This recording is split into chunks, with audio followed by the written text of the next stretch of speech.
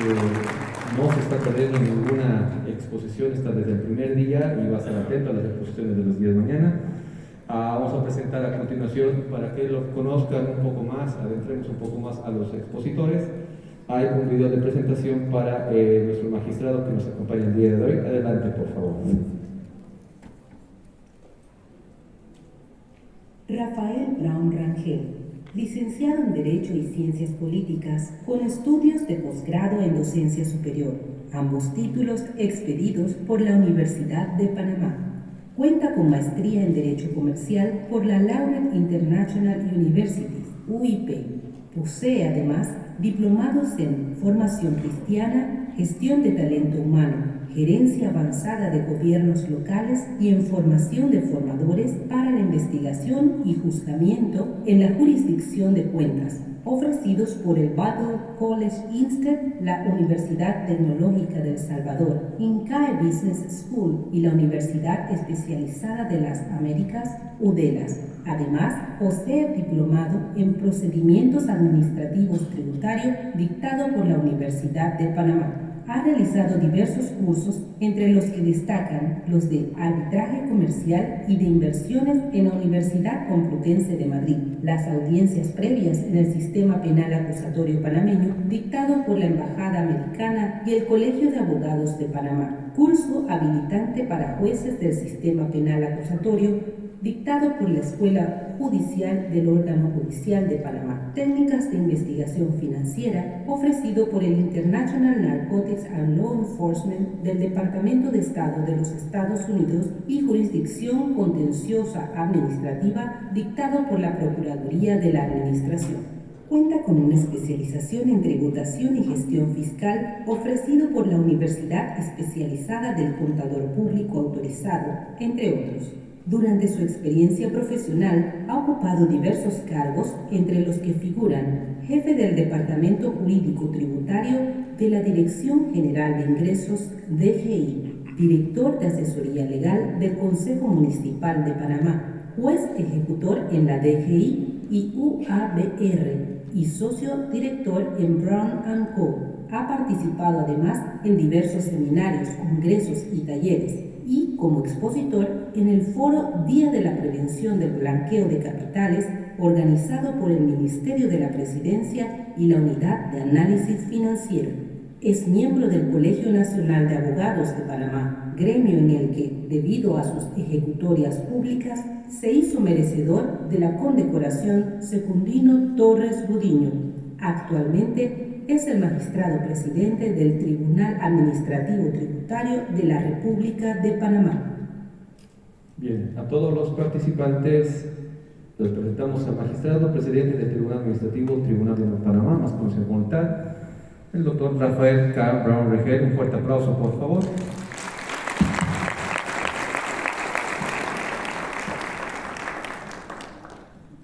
Bueno, ante todo, buenos días. Estamos complacidos de encontrarnos en este bello país y sobre todo muy bellas las mujeres bolivianas. Tendría que decirlo porque nosotros somos de costa y somos galantes. Siempre tenemos que resaltar la belleza y la inteligencia de la mujer. Es parte de nuestra cultura.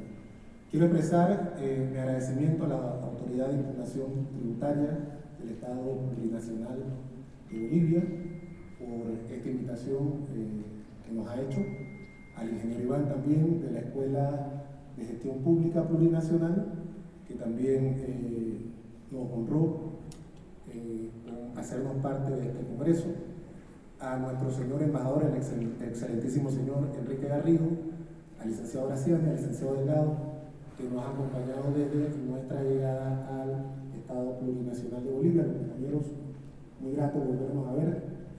Ya nos vimos por allá en Panamá en el Congreso del Tribunal Administrativo Tributario. Fíjense, este tema que nos tocó para disertar constituyó un reto, porque yo provengo de la generación X. Nosotros somos los nacidos entre 1967 y 1987. Más o menos hay diferencia en cuanto a cómo finaliza la generación X, pero no a cuánto comienza. Realmente, para mí, presenciar todos los cambios y los saltos cuánticos que ha tenido la tecnología soy de lo que muchas veces dice que la tecnología te atropella. Para los chicos, la generación millennial, la generación que sigue, que ya he perdido la nomenclatura de cómo se sigue llamando, es sumamente fácil el manejo de las tecnologías y ha resultado sumamente fácil acostumbrarse. Para mí ha sido todo un logro poder gestionar todas mis responsabilidades financieras a través de la banca en línea y siempre me ufano de poder hacer todos mis pagos todas las quincenas y los finales de mes a través de la banca en línea con mi teléfono celular. Ese ha sido uno de mis mayores logros en materia tecnológica. Sin embargo, cuando empezamos a hacer la investigación del tema de tecnología, al momento inicial, y tengo que reconocer, yo menospreciaba mucho las capacidades tecnológicas de nuestro país, porque nos toca, por las labores que realizamos, presentarnos en muchos foros internacionales, donde vemos los avances que han tenido otros países como Chile, Argentina, Perú. Nosotros formamos parte de Centroamérica, a pesar de que para los centroamericanos, Panamá es uno de los países más avanzados y en vía de desarrollo. En comparación a la aplicación de tecnología en administraciones tributarias relacionadas a países del Cono Sur, no estamos tan avanzados. Sin embargo, al ver el tema en su contexto, pude darme cuenta que Panamá ha dado saltos y ha caminado de manera importante hacia la tecnología y que las últimas 2 administraciones tributarias, una de las cuales yo formé parte, ha hecho importantes esfuerzos porque Panamá avance hacia el uso de tecnología de información y comunicación y simplificación de trámites digitales. Como verán, los temas están sumamente íntimamente relacionados. Veía en parte mucho de lo que exponía la colega Marta Cristina del Perú y era en gran parte lo que vivimos en la realidad panameña. Así que antes de iniciar, para ubicarnos en el contexto, creo que se hizo necesario que les explique cómo está constituida la jurisdicción administrativa tributaria en Panamá. Porque voy a hacer mucha alusión al ejemplo panameño y es preciso ubicarnos en el contexto. Además, yo creo que la manera en que está constituida la administración tributaria y el Tribunal Administrativo Tributario es bastante sencilla, no es por lo demás complicado. La responsabilidad de recaudar los impuestos del Estado panameño recae en el Poder Ejecutivo, por Constitución Nacional. Esa facultad se ejerce a través del Ministro de Economía y Finanzas, que forma parte del gabinete, que es la expresión del Poder Ejecutivo y que es dirigido por el Presidente de la República de Panamá. El Ministro de Economía y Finanzas delega esa facultad por ley, la Ley 109 de 1970, en el Director General de Ingresos. Y este Director General de Ingresos es el que dirige la institución conocida como DGI y es la que administra toda la relación contribuyente-Estado, el que dicta normas, obligatorio acatamiento, el que hace las auditorías, el que recauda. Yo cuando estuve en DGI decía, nosotros somos la chequera del Estado. A través del éxito que tengamos o que teníamos nosotros en algún momento en la Dirección General de Ingresos, el Estado puede desarrollar los planes y proyectos que forman parte de los planes de gobierno de cada presidente que llega a ocupar el podio presidencial. Dentro de esa experiencia de la Dirección General de Ingresos puedo decir que fui el director del Departamento Jurídico Tributario de esta institución, así que conozco, digamos, en palabras vernaculares, conozco la bestia por dentro, o sea, la enormidad que representa la administración y gestión de la recaudación de tributos en la República de Panamá. El Departamento Jurídico Tributario y la Dirección General de Ingresos viene a ser el poder detrás del trono de la Dirección General de Ingresos. ¿Y por qué? Porque el Director General de Ingresos, una vez dicta sus decisiones, estas contemplan el recurso de reconsideración. Ese recurso de reconsideración es resuelto por el Departamento Jurídico Tributario, quien hace todo el andamiaje y la estructura legal de ese recurso de reconsideración que generalmente termina confirmando la decisión del director general de ingresos, salvo algunas excepciones en que obviamente el contribuyente logre probar que la pretensión en primera instancia ejercida a través del director general de ingresos no se ajusta a la verdad en base a las pruebas que pueda presentar. Y le comentaba a Pablo que cuando fui director de jurídico tributario, ¿cuál era la finalidad de la Dirección General de Ingresos? Recaudar. Entonces el pensamiento de nosotros, la Dirección General de Ingresos en ese momento, era apoyar los planes y programas del gobierno nacional a través de la recaudación. Y a su vez, la ley 109 de 1970 contempla que del 1% de la recaudación,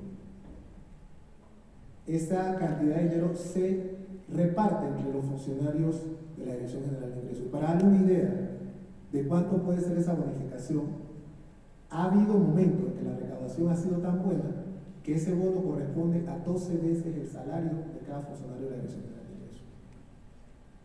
Ahora, eso me da a mí una visión de que sí, de alguna manera, crea un sesgo, porque en el ejercicio de esa potestad jurisdiccional, cuando llegamos a esa etapa subjetiva en que me corresponde como jugador aplicar la norma en base a la sana crítica, obviamente mi sana crítica va a estar inclinada hacia la recaudación y no hacia el contribuyente. Máximo cuando los funcionarios de la Dirección General de Ingresos tienen un bono de la recaudación. Entonces, si bien es cierto, mi norte como profesional del derecho siempre fue la aplicación de las normas jurídicas en su justo contexto, no puedo evitar, siendo ahora magistrado y teniendo otra finalidad que en breve les explico, hacer un viaje introspectivo y decir definitivamente que cuando uno ejerce justicia pensando en la recaudación o cuando tiene la finalidad de recaudar, eso crea de alguna manera en algún momento un sesgo. Y eso es inevitable dentro del contexto de que somos seres humanos. Y estamos propensos a pensar en lo que nos conviene. Y lo que le conviene a la administración. Además nos sentimos que estamos haciendo una labor patriótica. Sin embargo, surge la oportunidad de concursar para la magistratura del Tribunal Administrativo Tributario. El Tribunal Administrativo Tributario panameño, creado mediante Ley 8 de 2010, es un tribunal autónomo e independiente con presupuesto propio y que ejecuta su propio presupuesto en donde los magistrados y que ejerce justicia administrativa en toda la República de Panamá. Justicia administrativa. Esa es la finalidad del tribunal, no recaudación de impuestos. Recuerdo que mi primer día, porque nosotros somos escogidos en base a un concurso de una comisión calificadora, y le digo que ese examen que nos pone, y las entrevistas que nos pone la comisión calificadora es sangrienta. La verdad que yo tuve la ventaja de que venía del sistema tributario y conocía las normas, e inclusive participaba en la creación de algunas de esas normas, pero no me imaginaba el contexto del que no tenía esa facultad cuando iba al concurso. Debía ser difícil poder responder a todos los cuestionamientos que hace esa comisión.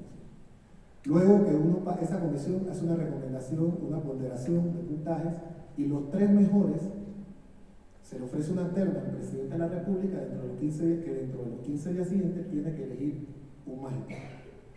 En el caso nuestro se dio la circunstancia de que fuimos elegidos 3 magistrados a la vez. Eso nunca sucede.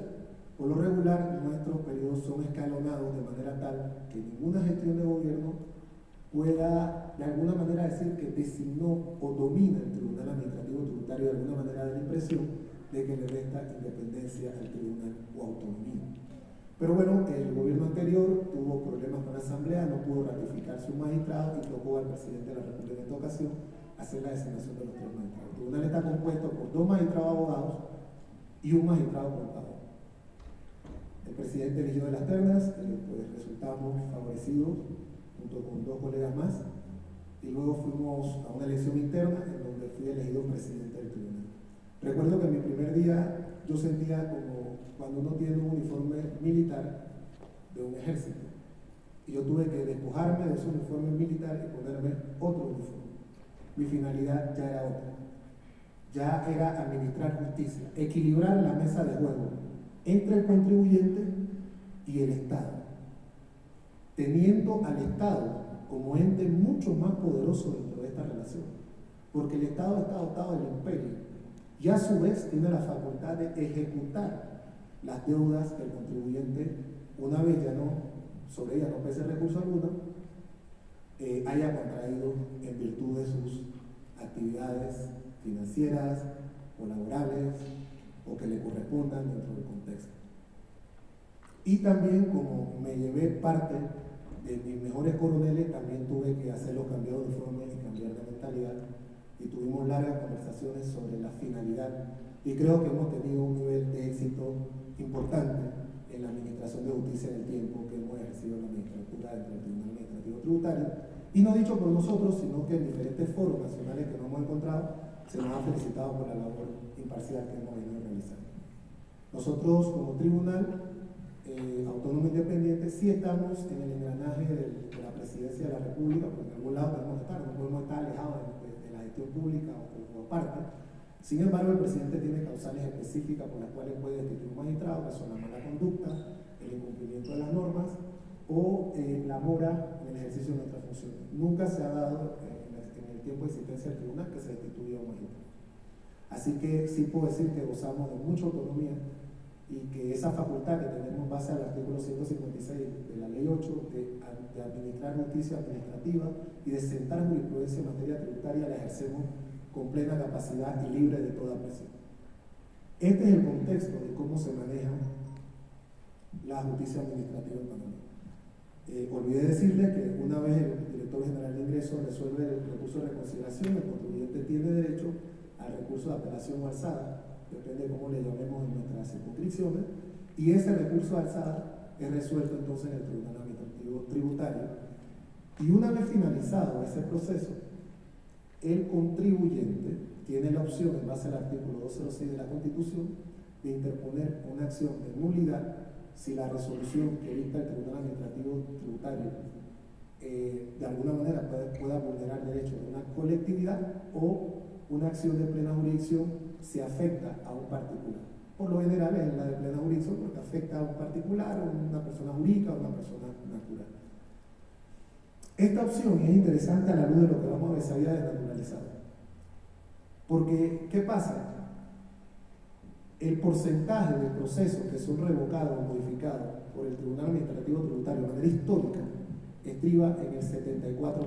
Y a ningún director de ingresos le cae muy bien que el 74% de sus decisiones sean modificadas o revocadas. Y obviamente crea algún nivel de fricción entre los magistrados del Tribunal Tributario y cualquier director que se encuentre de turno en la Dirección General de Ingresos en relación de las funciones que tenemos que realizar. Antes de la creación del Tribunal Administrativo Tributario, los directores generales de ingresos eran algo así como los señores de los cielos, porque eran el recaudador del rey, el rey es el Estado en este caso. Y eso otorgaba un poder inmenso. En algunos momentos se convirtió en un mecanismo de persecución política de adversarios. Mandaba a los auditores, un empresario hacía un comentario, al día siguiente estaban los auditores. Y cuando a usted le llegan los auditores a la Dirección General de Ingresos, es una sensación parecida a cuando aquí a los caballeros, cuando su novia o su esposa agarran su celular. Usted puede ser un hombre íntegro, pero algo encuentra. Así es cuando llegan los auditores. Usted puede tener una contabilidad íntegra, pero dentro de lo que hemos conversado esta tarde, de normas internacionales financieras y normas contables, alguna diferencia va a haber en cuanto a los costos que usted presente, la administración se lo va a refutar y va a resultar en algún alcance que usted va a tener que gestionar. Bueno, eso en alguna medida, en algunos momentos fue utilizado como un instrumento de persecución. Y eso le daba mucho poder a los directores de ingresos. Poder que de alguna manera se vio disminuido al tener un tribunal superior de alzada que revise la legalidad y la constitucionalidad de estas decisiones. Y eso provocó que en algún momento un director general de ingresos en el año 2015 interpusiera un recurso, una acción de nulidad ante la Corte Suprema, quien solo puede revisar la constitucionalidad de nuestros fallos, no entrar al fondo. Sin embargo, este director de ingresos en ese momento se fue con una acción de nulidad.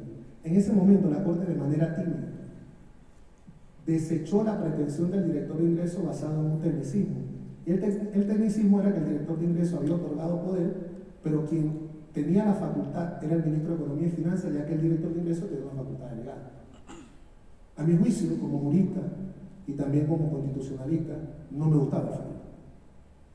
No me gustaba porque en realidad el artículo 206 de la Constitución y la ley, el artículo 156 de la ley del Tribunal Administrativo Tributario, solo concede esa facultad al contribuyente.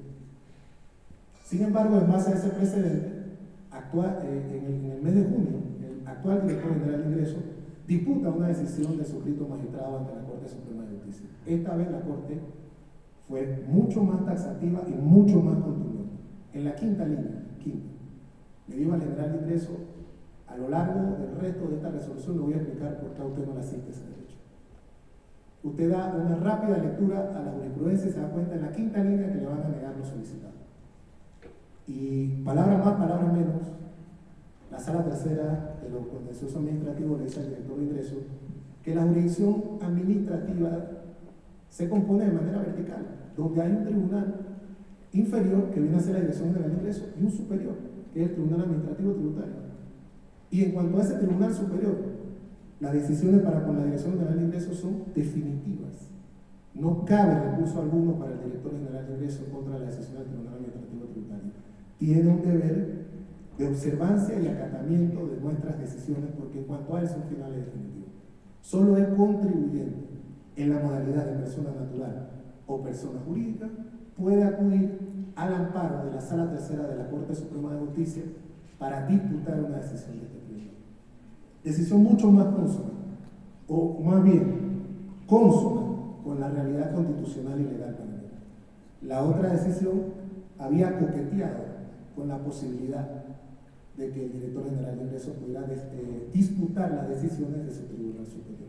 Y ya la cosa quedó saldada. Por ahí yo le eché el chiste al viceministro de Economía y Finanzas, le dije que iban a perder, y perdieron. Y ya no me habla mucho porque no le gustó el chiste. Pero yo le dije que no acudieran a esa instancia porque como constitucionalista entendía que iban a tener un caso. Y eso fue lo que sucedió en la práctica.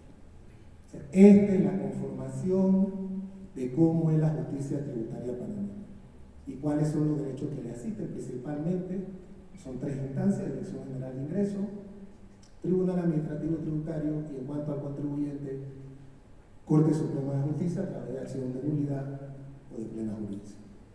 Dentro de ese contexto, nosotros vamos a ver cómo la Administración General de Ingresos, y puedo hablar de la Administración General de Ingresos con propiedad porque fui parte de la Administración General de Ingresos, ha aplicado estas tecnologías de la información y comunicación a su proceso de administración tributaria, cuya finalidad, nunca olvidemos, es la recaudación de impuestos y evitar la evasión y la defraudación fiscal.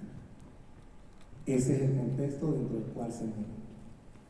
Miren, tan pronto se creó el sistema de procesamiento de datos, llámese computadoras, los países industrializados, llamados desarrollados, empezaron a aplicar esos procesos de procesamiento de datos computacionales a todo el espectro de su administración, principalmente a la administración tributaria. Porque como ustedes verán, por ejemplo, nuestro vecino más cercano, que es los de Estados Unidos, allá Capone robaba, mataba gente, traficaba con alcohol. Eso era tolerable para algunos senadores, para algunos jueces, para algunos políticos. Pero ¿por qué cae Capone? Defrauda al Estado. Y para el Estado como tal, ese delito es imperdonable. Entonces, no es raro que, siendo ellos los inventores de alguna medida de estos procesamientos de datos, empezaran a aplicar estos procesos.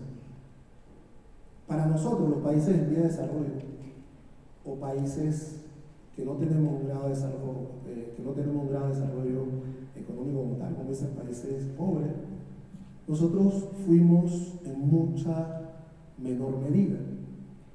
Recuerdo que en Panamá nosotros hace ya 18 años fue un logro que las declaraciones de renta se presentaran en un disquete. Yo sé que mucha la audiencia de disquete, eso con qué se tema. Bueno, lo que somos así más canositos sabemos que es un disquete, era una cosita así de plástico que que usted metía en una ranura de la computadora que ya no hay, y ahí se presentaban los datos. Entonces fue un gran logro porque antes las declaraciones de renta eran manuales.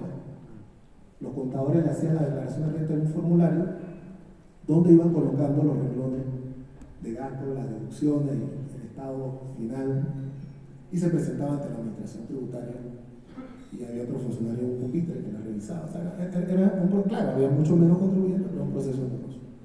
Nosotros alrededor en Panamá, alrededor hace 15 años, empezamos a recibir declaración de impuestos de manera digital. Y después, ahora les contaré cómo se ha ido implementando. Estos procesos que vivieron nuestros países dieron un salto cuántico en el año 2020 a raíz de la pandemia. Porque primero se paralizó toda la actividad financiera. Y eso provocó que el Estado tuviera que buscar formas ingeniosas para poder recaudar. Porque había que hacerle frente a los costos de salud generados por la pandemia.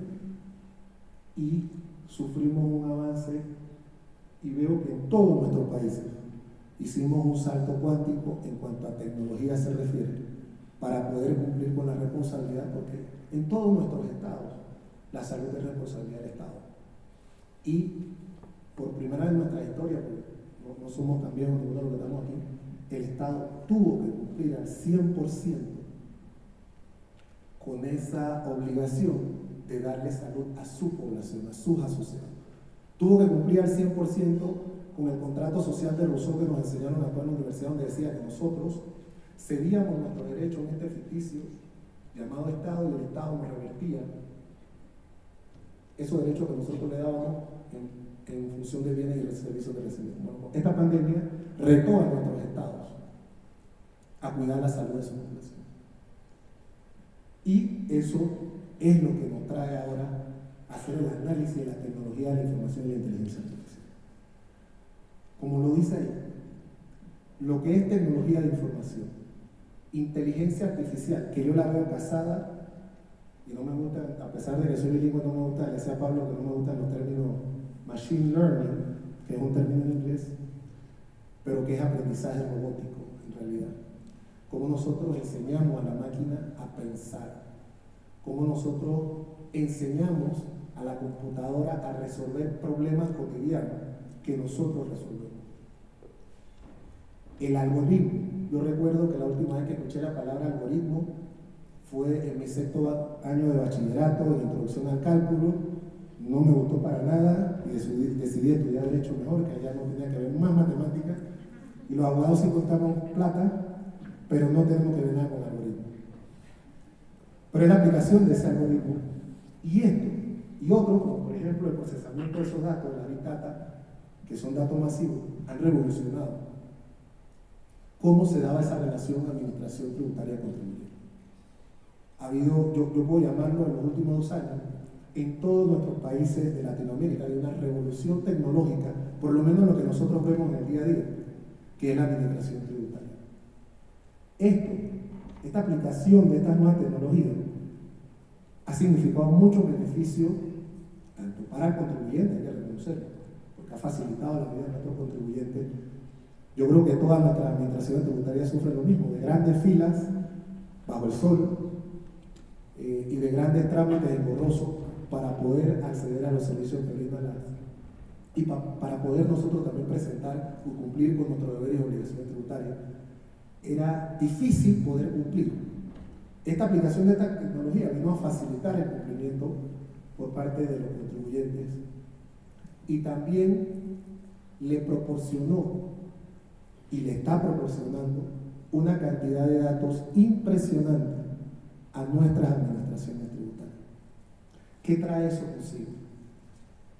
Grandes retos, desnuda debilidades y genera oportunidades. ¿Por qué? Porque nuestras administraciones tributarias están recibiendo muchos datos, pero esos son datos. Por ejemplo, ustedes acaban de ver antes que yo iniciara que yo me llamo Rafael Carl Brown Rangel y soy magistrado del Tribunal Administrativo Tributario y que ocupo la presidencia. Eso es un dato. O sea, el mejor ejemplo de lo que es un dato. Ese dato dice algunas cosas, pero el procesamiento de esos datos la transformación de esos datos en información es lo que, si usted tiene acceso a toda la información a través de ese dato, de toda mi vida profesional, de mi ejecutoría laboral, eso aplicado a un algoritmo adecuado, y después definiremos lo que es un algoritmo, puede generar una predicción de cuál es mi próximo paso. Y eso es sumamente interesante, porque esa predicción se genera en base al comportamiento que yo he tenido los últimos 20 años que he ejercido el derecho, y los últimos 8 que he ejercido el derecho tributario. Entonces, ejemplificándoles a ustedes qué representa esta cantidad de datos y su adecuado procesamiento y transformarlos en información, nos dice a nosotros los retos, las debilidades y las oportunidades que enfrentan nuestras administraciones tributarias con toda esta revolución tecnológica que se está generando a partir de la inteligencia artificial, el algoritmo, el machine learning, el big data y otras situaciones que se vienen dando dentro de esta revolución tecnológica.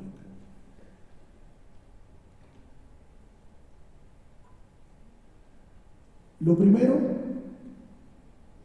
y yo le voy a ser sincero en esta conversación, que se vende es cómo transforma ese proceso, o se le vende al contribuyente que, bueno, la aplicación de tecnología va a transformar tus posibilidades de cumplimiento con la administración tributaria. Te va a facilitar el cumplimiento de tus obligaciones. Tú vas a poder hacer cosas desde tu computadora, desde tu celular, y eso va a hacer muy fácil la interacción entre la administración tributaria y el contribuyente. Claro, eso tiene, como todo, tiene un caramelo envenenado, porque obviamente sí, hay una facilidad para el contribuyente, pero trae un premio para la administración. Y como les he explicado, nuestra administración tributaria están recuperando información del contribuyente de sus hábitos de consumo, de sus enfermedades, de a dónde va, a dónde viene. Y los datos crecen de manera abrupta y exponencial día con día. Es por eso que ahora utilizamos términos como el Big Data. ¿Por qué? Porque esta cantidad de datos ya no es posible analizarla por métodos convencionales. Y aquí vamos al ejemplo panameño. Desde hace 15 años se presenta la declaración de renta de manera digital. Pero ¿qué pasaba? Eso entra al sistema de la Dirección General de Ingresos y lo revisaba un auditor sentado en su computadora y analizaba la información financiera y tributaria que presentaba el contribuyente. En base a eso, obviamente, la formación que tenía el auditor, él determinaba si encontraba puntos oscuros, inconsistencias, y si este contribuyente había que generar una auditoría ya en sitio para confirmar que la información que estuviera presentando a la administración era certera y que él estaba cumpliendo de manera cabal con el pago de sus impuestos. Pero se hacía así, se hacía en base a un auditor. Ya con la información que entra no es posible, ni siquiera que un auditor verifique el estado de resultados de un contribuyente. Porque yo he visto procesos donde un contribuyente, por ejemplo, en un año fiscal o en un periodo fiscal, generó 80.000 facturas. ¿Cómo analiza eso un auditor en 8 horas, en 7 horas de trabajo, que es la que trabaja el sector público promedio? No hay manera. Entonces, el Big Data y esta presentación de datos masivos implica que nosotros tenemos que desechar los modelos convencionales con lo cual analizamos la información. Y tenemos que irnos a modelos más digitalizados y hacer uso de tecnología a través de matrices de riesgo, a través de computadoras, a través de algoritmos, para poder nosotros determinar en alguna medida cuándo se levanta una alerta roja y cuándo, en base a la información que venimos obteniendo un contribuyente, este debe ser objeto de una auditoría. Y yo me topé muchas veces como director de jurídico con empresas que tenían 10 años de pérdida. 10 años de pérdida. O sea, todos los años perdían consistentemente dinero. Y eso era, y yo decía, y recuerdo que yo soy muy pragmático y muy práctico. Si yo tengo 10 años así, de perder plata, me dedico a otra cosa. Sin embargo, usted, porque son hechos públicos notorios, usted salía a la calle y estaba en la empresa. Si vendía carros, seguía vendiendo cargos, seguía teniendo empleados, había sucursales, pero su estado de resultado era de pérdida. Consistentemente de pérdida. Claro, eso genera una auditoría. Y obviamente en esa auditoría tú te das cuenta que no están siendo honestos con la administración tributaria. ¿Por qué? Porque nosotros tenemos como seres humanos, para no lapidarnos a los latinoamericanos, un tema de cultura tributaria. Odiamos pagar impuestos, a nadie le gusta pagar impuestos. O sea, eso es quitar una porción de lo que nos ganamos trabajando y sentir que se lo regalamos al Estado, lo cual no es cierto. Porque nosotros tenemos, y en Panamá, acceso a muchos subsidios, muchos bienes y servicios que provienen del pago de impuestos. Entonces no es cierto que estamos regalando una parte. De verdad que conocer el derecho tributario ha hecho que yo me sienta, créanme que yo pago muchos impuestos. Pues, para mí la base impositiva para mí es 25%, entre tasas de seguridad social, seguro educativo, impuestos sobre la renta, mi salario disminuye en alrededor de un 28% todos los meses. Pero a pesar de que yo pueda considerar que muchos servicios que el Estado me brinda no lo hace de manera eficiente, sí sé que se gastan mis impuestos. Y esa es la labor de todos los que operamos en el sistema tributario, decir que se gastan nuestros impuestos y qué se hace con esos impuestos. Entonces, ha cambiado la manera en que tenemos que procesar estos datos.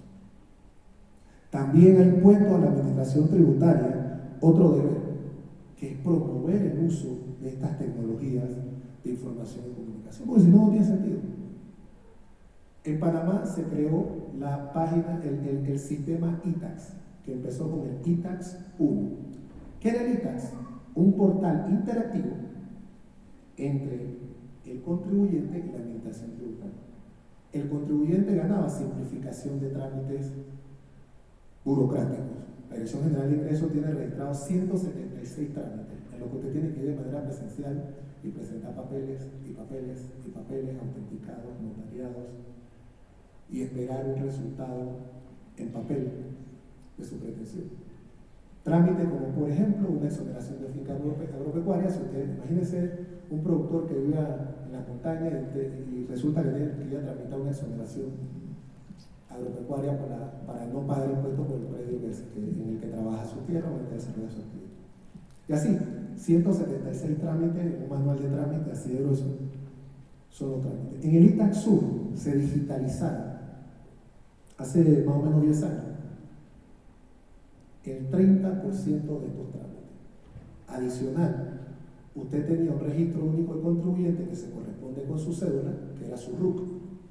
Usted entraba a la página www.itax1.mef.gov.pa, abría la página, usted colocaba su número de RUC y se le daba una clave que se llama NIC, número de identificación tributaria. Y usted colocaba ese número y tenía acceso a sus declaraciones, a presentar declaraciones, a saber cuánto debía, a revisar y también podía sacarle RUC y NIC a sus inmuebles y podía realizar cierta tramitología desde su computadora. Este sistema fue promovido ampliamente en una campaña a nivel nacional. Obviamente caló un poco más en las ciudades donde se tiene acceso al internet y a las computadoras y al uso de celulares. En ese momento el iTax todavía no se podía trabajar a través de celular, sino una desktop o una laptop. Usted podía introducirse a la página y poder realizar ciertos trámites. Este sistema migra al iTax 2 con la misma dirección, nada más que en vez de iTax 1 era iTax 2, y amplió la gama de servicios que usted podía realizar. Usted podía solicitar certificados, podía ver su información financiera, podía ver sus estados de cuenta, su cuenta corriente, si tenía algún crédito. Y para nosotros eso fue revolucionario en su momento y fue promocionado ampliamente. Yo recuerdo que cada vez que yo iba a una entrevista, teníamos entre los bullets que tenemos que ir a la entrevista, promocionar el sistema de iTax 2, inclusive las normas del Código Fiscal, en alguna normativa que no recuerdo su número exacto en este momento, establecía que la Dirección General de Ingresos debe promover el uso de su sistema de tecnología para que los contribuyentes puedan acceder a él y realizar sus trámites y cumplir con sus obligaciones tributarias. Toda esta revolución nos lleva al primer aspecto del tema de la aplicación de tecnología. ¿Cómo hacemos que la inteligencia artificial pueda motivar también, como la motivo yo, o no digamos bien, pero pueda motivar, como lo hace una persona, los actos administrativos y jurisdiccionales. Y le digo el mejor ejemplo. Pues yo, a pesar de que la tecnología me atropella, escucho mucho a los chicos más jóvenes. Cuando yo llegué a la Dirección General de Ingresos como director jurídico, había una sanción que se le aplicaba a las sociedades anónimas por el no pago de su tasa anual. Se le inhabilitaba para poder ejercer el comercio. Entonces, eso significaba que si usted era representante de Chanel en Panamá y usted no pagaba su responsabilidad de tasa, usted quedaba inhabilitado para ejercer el comercio. Eso podía resolver todos los contratos que usted tuviera a nivel nacional e internacional, porque ya usted era una persona jurídica con sus derechos suspendidos. Similar a lo que para la persona natural es que lo manden a la cárcel. Usted cuando está en la cárcel no puede hacer uso de sus derechos ciudadanos. Una persona jurídica, cuando está inhabilitada, no puede hacer uso de sus derechos comerciales. Está segregada de realizar actos de comercio. ¿Sé qué pasaba? Los contribuyentes, obviamente, cuando se dan cuenta de esto, iban y pagaban las tasas atrasadas más una multa. Entonces ahí se quedan esperando que la Dirección General de Ingresos emitiera una resolución manual y los volviera a habilitar. Después agarraban esa resolución y tenían que irse al registro público a presentarla. Y si esa resolución tenía algún error, Dios y la Virgen lo habían reconfesado porque se demoraba otro tiempo. Y yo encontré 2.000 contribuyentes que habían cumplido con sus responsabilidades de tasa y que no habían sido habilitados. En primera instancia, ¿qué pude detectar? Eso es un foco de corrupción. Y reuní a todo el personal y les dije, mire, yo no lo voy a jugar por lo que ustedes hayan hecho en el pasado. Yo lo voy a jugar por lo que hagamos de aquí al futuro. Este proceso yo lo voy a automatizar. Pero mientras lo automatizamos, vamos a resolver las 2.000 resoluciones que tenemos pendientes. Y le impuso una cuota semanal de resoluciones que tenían que expedir los abogados que estaban en esa división. Yo no sé si todos recordaron a mi pobre mamá o no sé, porque no sé, por lo menos no lo hicieron frente a mí. Cuando yo salí me imagino que habrán dicho de todo. Pero logramos en 3 meses bajar la morosidad de 2.000 habilitaciones de sociedades. Y en ese tiempo, a la par, dirigimos un proceso junto con muchachos inteligentes, jóvenes emprendedores, para digitalizar el proceso. ¿Y cómo se dio esa digitalización? Mi motivación en las resoluciones fue convertida en un algoritmo matemático por los ingenieros de cómputo, y usted entonces, accediendo al sistema iTax 2, pagaba su responsabilidad con su tarjeta de crédito, su tarjeta de débito, tocaba otro icono y se generaba una resolución con mi firma. Y esa resolución viajaba de manera digital, o viaja, aún pasa, al registro público, y usted en 3 días tenía su sociedad habilitada. Simplificamos un trámite que tenía hasta 2 años de morosidad y se hace hoy en día en 3 días. En algunos casos 5 días. Apoyado por la Presidencia de la República en ese momento, apoyado por muy buenos ingenieros. Pero esa motivación que contenía ese acto jurisdiccional tributario, al final es una motivación personal del suscrito. Porque el algoritmo que se colocó es basado en cómo transformaron ellos mi motivación en un código alfanumérico que genera un resultado. Entonces, aquí es donde digo que es importante que no sacrifiquemos la motivación de los actos jurisdiccionales en base a la practicidad que genera el uso de nueva tecnología. Porque en todos los sistemas jurídicos es sumamente importante que los actos, y no solo es importante, es obligatorio. Aquí todos los que hemos hecho resoluciones tenemos conocimiento de que una parte importante de la resolución es la motivación. Porque si una resolución no tiene motivación, la parte resolutiva carece de sentido. Usted tiene que examinar, ver los antecedentes, examinar las pruebas y ver si esas pruebas son concordantes con el derecho invocado y motivar el análisis de esas pruebas para llegar a una conclusión que se expresa en su fase resolutiva, cuando usted dice, usted dicta la orden de hacer o no hacer que le corresponde. Entonces, nosotros no podemos perder de lado que nosotros tenemos que a través de la tecnología seguir exteriorizando, que es la motivación, es la exteriorización del por qué yo expido un acto jurisdiccional administrativo en nuestro caso. Y eso es algo importante a tener en cuenta cuando nosotros damos estos pasos en materia tecnológica.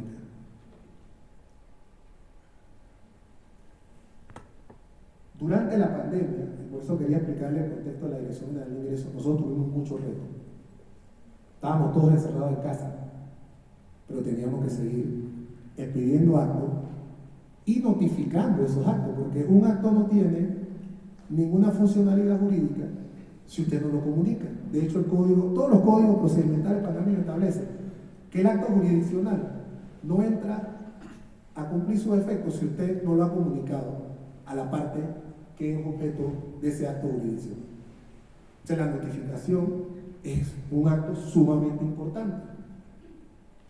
¿Qué hicimos nosotros en Panamá? Expedimos sendos decretos ejecutivos por encontrarnos en una emergencia nacional y empezamos a notificar de manera electrónica, y esa notificación electrónica surtía los mismos efectos que la notificación en papel.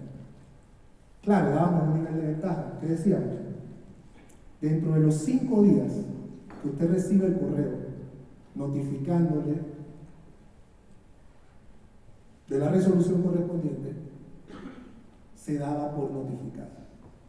Y más allá de eso, como nos encontramos en un estado de emergencia, decíamos, usted no le empieza a correr el término para interponer el recurso correspondiente hasta tanto no se levante el estado de emergencia, tratando de garantizar los derechos del contribuyente.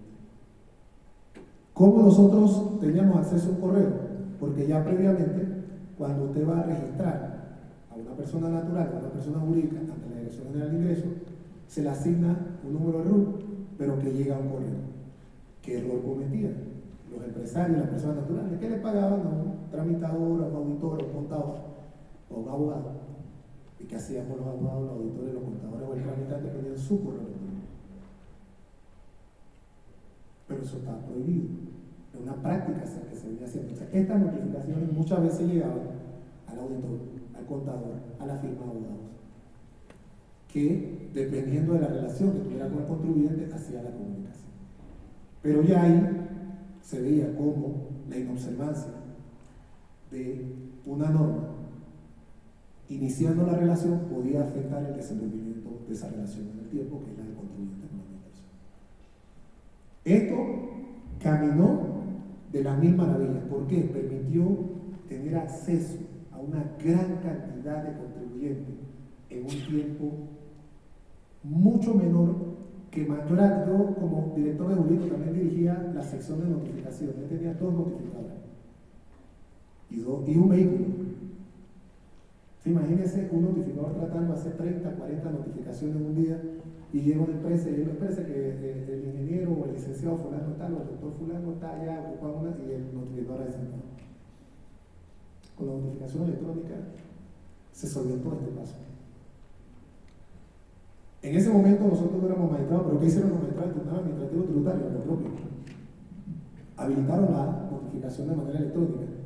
Y algo curioso, había directores de ingresos que se escondían de las notificaciones del tribunal para no afrontar quizás revocatorias de actos, y le tenían que poner edicto. Con esto, a un correo de la Dirección General de Ingresos, el director general de Ingresos se le manda una resolución, pasados 5 días se da por notificado. Ya nosotros levantamos el estado de emergencia. Pero estas notificaciones siguen en vigencia porque tienen una mayor eficacia, y la administración y el tribunal logramos en un tiempo mucho menor y con menos esfuerzo poner en conocimiento de los afectados las resoluciones que nosotros emitimos. Aparte de que estamos en una era en que queremos ahorrar papel, queremos conservar, y créanme que este sistema de notificación ahorra papel, es más amigable con el medio ambiente y es más directo. Se ha creado una campaña de concientización, en el caso de la administración de ingresos, a que el contribuyente dé su correo electrónico. En el caso del tribunal es menos problema, porque cuando usted tiene acceso al recurso de alzada o de apelación, tiene que hacerlo a través de abogado, y el abogado tiene que colocar su dirección de correo electrónico. Y en una fase de alzada y de apelación, la relación es con el abogado. Así que a nosotros nos es mucho más sencillo notificar a los abogados a través de su correo electrónico. Y también brinda un conocimiento inmediato al notificado de la resolución de la que está siendo notificado. Cuando usted le enviaba en el papel, no le podían enviar 30 copias para que usted se enterara de la resolución. Usted era notificado, se le daba un extracto de la resolución y después tenía que ir a la Dirección General de Ingresos, al Tribunal Administrativo Tributario, a sacar copias de la resolución. Más papel, más tiempo, estacionamiento y más engorroso. Con esto se pone un attachment, se pone, bueno, ya decir tantas gringadas del attachment, ahora se me olvida cómo se dice, se pone un adjunto y ahí usted tiene acceso a la totalidad de la resolución, no gastamos papel, usted la lee en su celular, la lee en unos minutos y ya sabe de qué está siendo notificado. Además, la Dirección General de Ingresos durante todo el año le está dando aviso de que le vamos a cobrar, lo vamos a auditar. Se crea esa psicología tributaria en que la dirección tiene esa interacción y después vamos a decir una anécdota de la psicología tributaria que me contó Pablo y que leí yo también en investigación. Ahora, recientemente, acaba de implementar la Dirección General de Ingresos la factura electrónica. ¿Cómo comienza la facturación? Porque en Panamá la facturación, para mí, de que creamos el decreto ejecutivo de 170/1993 es nueva. La facturación es la forma en que usted documenta una transacción en la que se mueven bienes y servicios.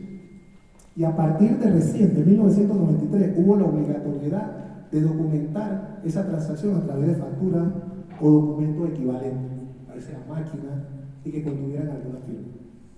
Recientemente se acaba de implementar la notificación electrónica.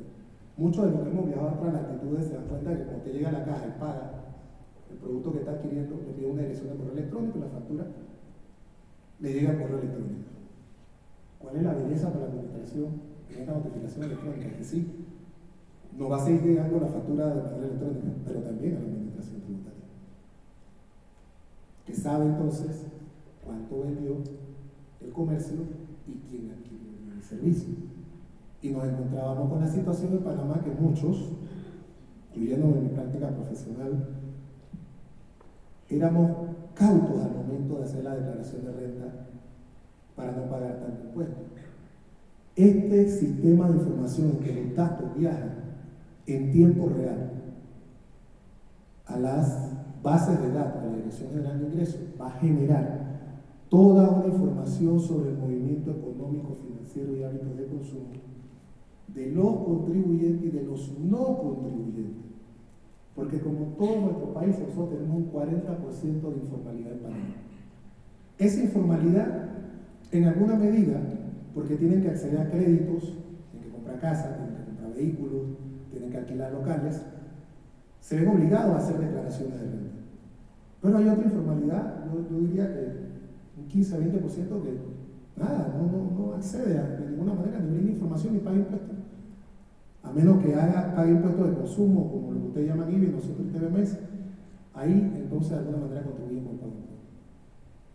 Pero en un sistema donde nosotros tenemos el 40% de informalidad, esta información es vital. Porque inclusive nos va a dar los hábitos de consumo de gente que no está en el sistema. Nosotros vamos a poder, como país, va a poder la administración tributaria identificar, hombre, que hay un tipo que no tiene ni RUT y se gasta $250,000 al año. Tiene un vehículo de alta gama, tiene un yate, tiene una casa, alquila un apartamento. Toda esta información, todos estos datos van a llegar a la administración tributaria y tienen que ser transformados en información. Eso plantea un reto. Y este es el reto que yo veo. La confidencialidad de nuestras vidas. Y yo creo que con la implementación de tecnologías, y ya inclusive hay un fallo de la Haya con respecto a la violación de la intimidad, nosotros nos vamos a convertir en un individuo público. Nuestros hábitos de consumo, lo que le pagamos al médico, y se va a saber a qué médico, pues si fuimos por una erupción de la piel, o si fuimos a un oftalmólogo, o si fuimos a un oncólogo, eso va a quedar registrado en una base de datos. ¿Cómo la Dirección General de Ingresos maneja esa base de datos? Es el reto. El artículo 722 del Código Fiscal establece que ninguna información que forme parte de la cuenta corriente del contribuyente puede ser dada al público. Es una información que tiene carácter de privada y que solo debe ser manejada por la Dirección General de Ingresos. Todo lo que somos o fuimos empleados de la Dirección General de Ingresos tenemos que firmar un acuerdo de confidencialidad. Pero ustedes saben, en el mundo de las relaciones humanas eso es imposible. Siempre van a haber filtraciones. Los que son expuestos pública y políticamente, cómo salvaguardan la confidencialidad de sus datos. Porque es que los que formamos parte del servicio público, la gente se cree que llegamos en harapo a la función pública. Yo le digo a la gente, yo antes de ser magistrado, antes de ser director jurídico de la DGI o estar en el municipio de Panamá, yo era un buen abogado. De hecho, eso fue lo que me hizo acceder a esos puestos distintivos en la administración pública. Y tenía una vida, y consumía cosas, y compraba carros, y me iba de vacaciones, me llevaba a mi ciudad de viaje. O sea, qué difícil es para nosotros en estos países latinos ser funcionario público, porque la gente cree que ser funcionario público es sinónimo de que tú tienes que llevar una vida sumamente humilde, porque, no sé, se supone que nos pagan mal o que nos metimos al servicio público cuando nos estamos muriendo de hambre. Y ustedes se imaginan un leak de los hábitos de consumo de nosotros como funcionarios. Eso es delicado. Entonces, ahí viene ese gran reto que tiene la administración tributaria de cómo va a tratar y administrar esos... no quiere que hablemos de... que esa está atrás. Estoy diciendo... Y ahí viene el tema. La palabra dice gobernanza, pero es la administración de los datos fiscales. ¿Cómo administra la administración tributaria estos datos fiscales de nosotros? Y eso es un pilar básico de esta administración de datos, de transformación de información y generación de prevención. Yo le decía ayer en una conversación que para mí y para muchos de nosotros veíamos esto como ciencia ficción. Yo recuerdo una película que se llamaba Minority Report o Sentencia Previa, en la que habían 3 pitonizos y iba Tom Cruise y le decía, usted está arrestado. Y decía, bueno, ¿por qué? No es que usted el otro año va a cometer un homicidio. ¿Cómo? Sí. Usted el otro año.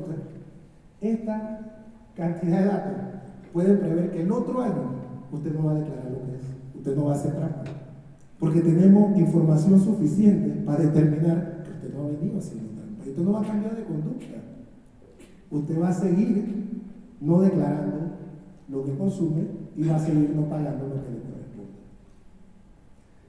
¿Y qué busca la transformación digital de las administraciones tributarias? ¿En qué se enfoca?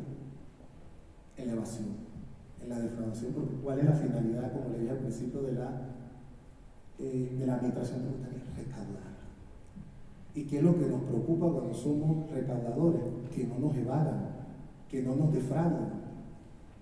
Y entonces, todo parece indicar que la asimetría en cuanto a la información real del contribuyente que gesta y la que llega a las administraciones tributarias es lo que propicia el fraude y la evasión. Miren, en Panamá se evade o defrauda el 6% del Producto Interno Bruto. Todos los países están entre el promedio de 3 y 7. Nuestro Producto Interno Bruto es altísimo. Son 56 billones, o sea, 56 mil millones de dólares, porque es una economía dolarizada. Nosotros manejamos el dólar como recurso legal. De esos 56 mil millones de dólares se evade o defrauda el 6%. Estamos hablando de 6 millones de dólares, 600 millones, 800 millones de dólares. Usted sabe la cantidad de obras, la cantidad de servicios que puede brindar un Estado con 800 millones de dólares. ¿Cómo podemos tocar a nuestras poblaciones más vulnerables con esa cantidad de dinero bien administrado, por supuesto? Y siempre digo que lo primero es pagar los impuestos y después fiscalizar que se use de manera adecuada y que no se despilfarre. Pero primero hay que pagarlo. Si no lo pagamos no hay nada que administrar, entonces no hay nada que andar diciendo por ahí que se lo gastan. Si usted no lo paga, que llora. Primero tiene que cumplir. Y aquí, por eso es que se enfoca en que no haya evasión y fraude fiscal. Y los riesgos del contribuyente, era lo que yo le decía, están directamente relacionados con las actitudes que asume el contribuyente. Un contribuyente que no declara lo que es, que no dice el origen de su fondo y que incurre en toda esta serie de actuaciones, es un contribuyente de riesgo. Y ahí es donde muchas administraciones se han modernizado y entramos en lo que hablamos, que es la psicología tributaria. La administración le manda un primer aviso y dice, oye, yo creo que tú no me has dicho todo. Viene el primer aviso. Un mes, 2 meses después le dice, oye, seguro que ya me dijiste todo. Porque nosotros tenemos información cruzada en base a tus hábitos de consumo, de que tú no nos has dicho todo. Y a las empresas, en Panamá, ¿cómo se maneja el ITBMS? Voy a decirlo rapidito. Usted recibe el ITBMS directamente del consumidor y usted lo capta como empresa, como transmisor de bienes y servicios, y usted lo deduce de los servicios que a su vez usted paga y donde paga el ITBMS. Lo que queda, usted se lo paga al Estado. ¿Qué hacen muchas empresas? Incorporan esos dineros a su proceso de producción y no se lo devuelven al Estado. ¿Qué hizo el Estado panameño? Determinó que usted todos los meses tiene que entregar un informe de compra. Así sabemos cuánto usted compró y a la vez, como tenemos facturación electrónica, sabemos cuánto usted vendió. Cuando se procesa esa información, matemáticamente tiene que dar un número exacto de cuánto usted le debe a la administración. ¿Ya? No hay complicación, matemática exacta. Y eso, en alguna medida, frena que las empresas se apropien se apropien del ITBMS. Y aquí hay algunas definiciones. Según González Fruto, partiendo de la base de mejorar el cumplimiento y reducir el fraude fiscal, facilitará el sostenimiento de gasto público. Obviamente, yo se lo comenté en palabras más pobres, porque eso es lo que permite que el Estado pueda cumplir.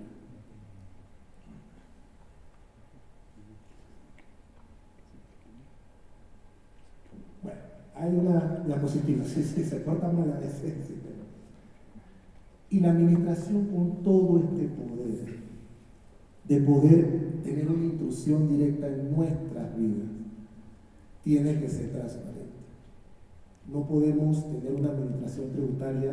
Nosotros en Panamá hablamos de que juega vivo, de la astucia. Esa astucia que no es delincuencial, raya ahí en lo inmoral, pero al fin es una astucia. Y nuestras administraciones tributarias no se pueden permitir no ser transparentes. Me refiero a la captación de recursos. Otra cosa es la ejecución de esos recursos, que eso es otro tema, la transparencia de la ejecución de esos recursos, pero es en la captación de esos recursos. Nuestra administración tributaria, cuando tiene este poder, tiene que cumplir con ciertos principios. Por ejemplo, la captación y la aplicación de tecnología tiene que tener una finalidad.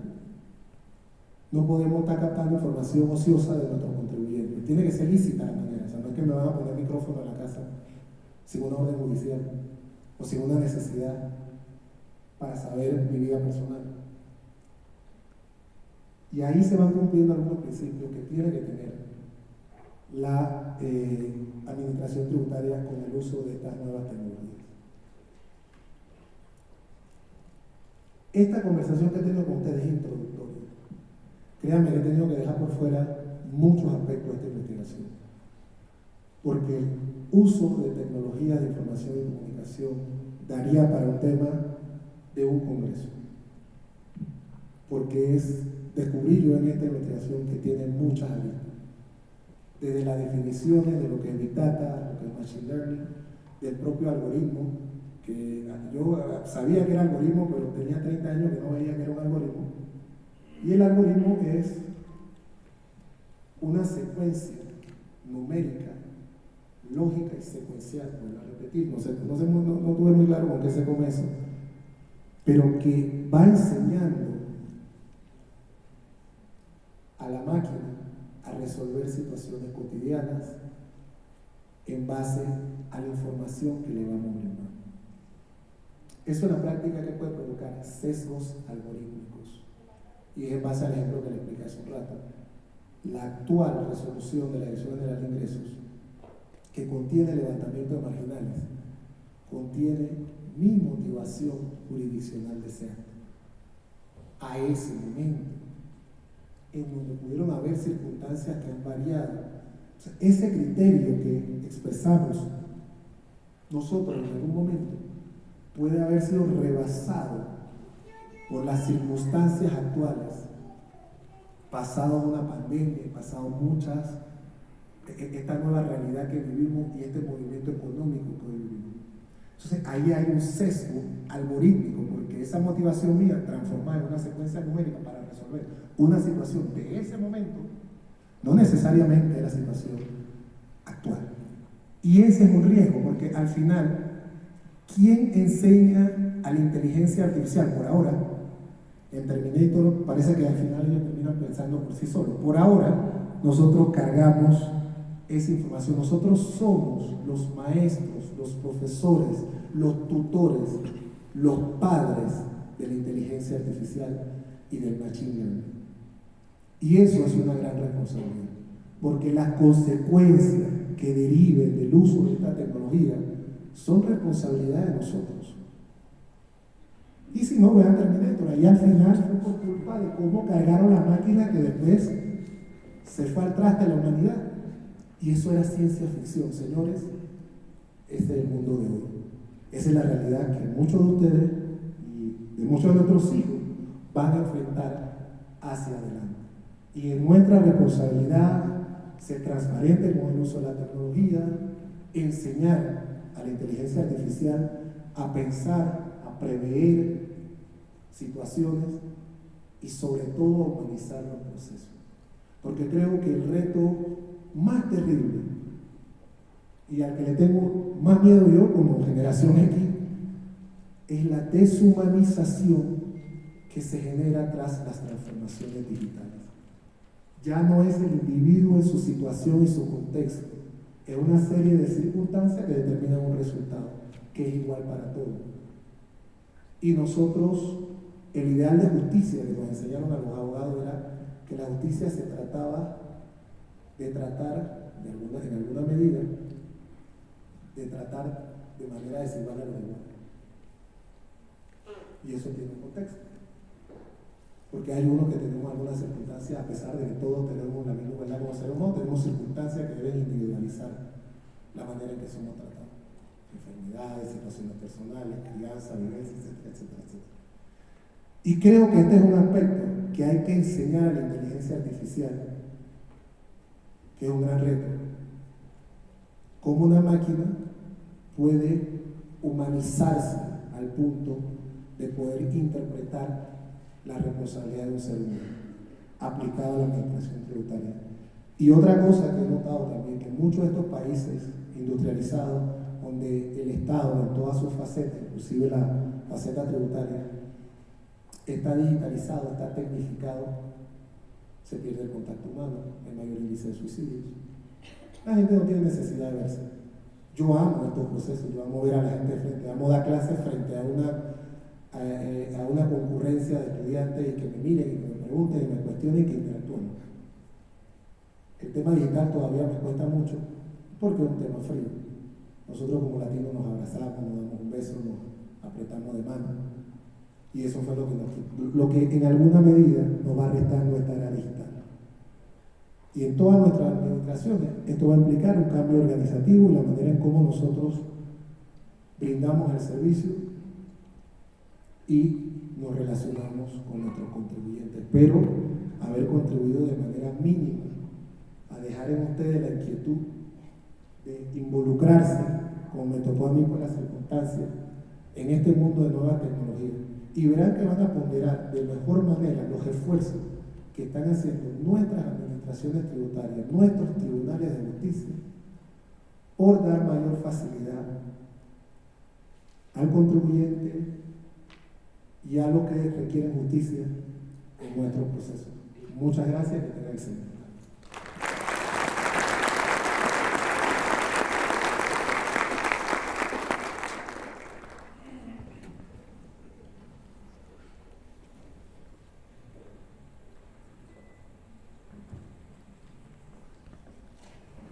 Muy bien, teníamos la exposición del magistrado Rafael Cabral.